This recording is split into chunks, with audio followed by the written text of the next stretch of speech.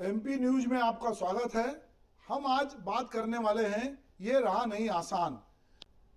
तो दोस्तों, ये रहा नहीं आसान, और इस राह में जैसा कि अभी हम भाजपा के जो नेता हैं उनकी बात भी सुन रहे थे, तो हमारे साथ इस पे बातचीत करने के लिए कांग्रेस प्रवक्ता डॉक्टर संदीप सब लोग मौजूद हैं, और भाजपा की तरफ से प्रियंका दुबे जी हैं, भाजपा प्रवक्ता, और मेरे सहयोगी राकेश शर्मा जी हैं। हम तीनों लोग हैं। अभी ये बातचीत हो रही थी कि बहुत सारी घोषणाएं, जिसको अगर हम मोदी जी के शब्दों में कहें तो रेवड़ी कल्चर इस चुनाव में लोन मिलता चला गया। मैं आपको याद दिलाना चाहता हूं 2003 में जब दिग्विजय सिंह जी की सरकार से भारतीय जनता पार्टी की सरकार आई थी, उस समय लगभग 35,000 करोड़ रुपया कर्ज मध्य प्रदेश पे था। मैं आपको ले चलूंगा 2018 में जब कमलनाथ जी ने इनसे सरकार ली थी तो पौने 2 लाख रुपए का पौने 2 लाख करोड़ का कर्ज हमको विरासत में मिला था। उस कर्जपूर्ण अर्थव्यवस्था के बावजूद हमने 26-27 लाख किसानों का 1 लाख रुपए तक का कर्ज माफ किया था। हम विश्वास इस बात में करते हैं कि हम अपने खर्चों की कटौती कैसे करें। कहीं रेवड़ियां बांटने वाली बात इसमें बिल्कुल नहीं है। शासन का, सरकार का यह राजधर्म होता है कि वह लोक कल्याण के लिए कार्यक्रम करे, लोक कल्याण के काम करे, चाहे जैसे हो वहां से कैसे करे। कमलनाथ जी का विजन बहुत ब्रॉड है।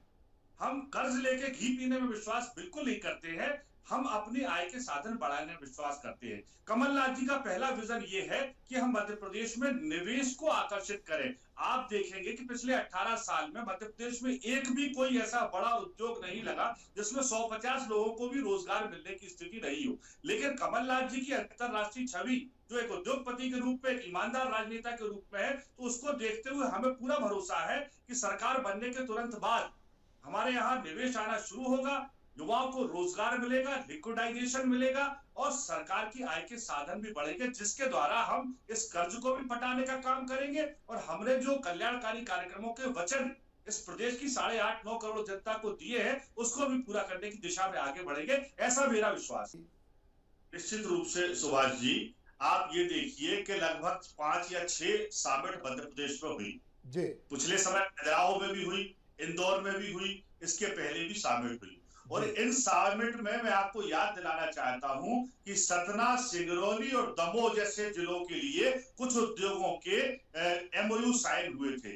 लेकिन मैं आपके चैनल के माध्यम से इस बात का दावा करता हूं कि उन एमओयू को साइन शुरू होने के 4 या 5 या 6 साल बाद भी आज भी वहां पर कोई नया उद्योग नहीं लग पाया है। ये सरकार की सबसे बड़ी विफलता है। और समिट के नाम पर इस मध्य प्रदेश की जरूरतमंद जनता के हितों का जो पैसा था, जो गरीब जनता का पैसा था, वो इन समिट के भड़काऊ जो दिखावा हुआ है, इंदौर में हुआ हो चाहे खजुराहो में हुआ, उस पर अफवाह के रूप में, फिजूल खर्ची के रूप में सामने आया है। इससे कोई भी परिणाम मैं आपको क्या आंकड़े दे पाऊंगा जब सरकार के खुद आंकड़े नहीं है कि उन्होंने कितने उद्योग चालू करा दिए, कितने लोगों को रोजगार दे दिया।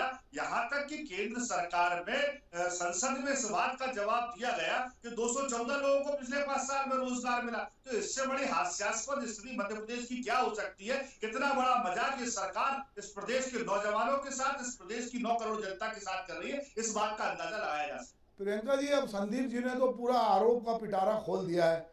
सुभाष जी, आपको एक लग रहा है कि हमारे कुनबे में या हमारी पार्टी में किसी तरह का कोई कलह है या किसी तरह का मनभेद या मतभेद है, तो जो लोग थे, जो अवसरवादी थे, वो तो जा चुके।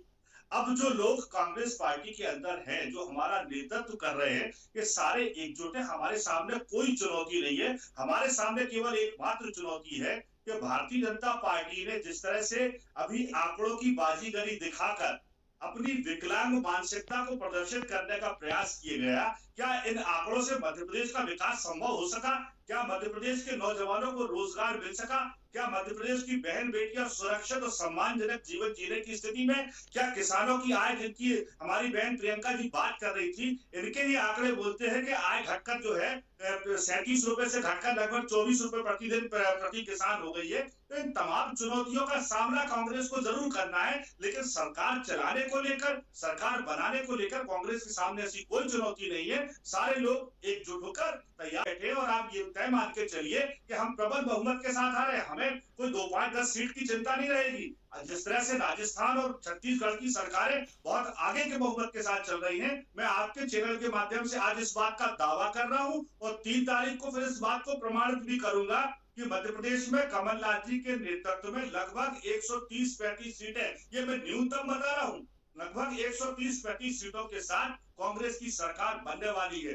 दूसरा दावा मैं आपके सामने और करना चाहता हूं, क्योंकि मैं 3 तारीख को फिर इस दावे में भी मिलूंगा कि मध्य प्रदेश के जब चुनाव की मतगणना होगी तो प्रथम चरण की मतगणना में 230 सीटों पर कांग्रेस, चूंकि पोस्टल बैलेट गिने जाते हैं सबसे पहले, कांग्रेस उस पोस्टल बैलेट के दम पर पूरे मध्य प्रदेश में आगे बढ़त दिखती हुई आपको दिखेगी, हम परचम फहराते हुए दिखेंगे। ठीक है डॉक्टर साहब, मैं आप चाहता हूं कि आप अपना परचम फहरा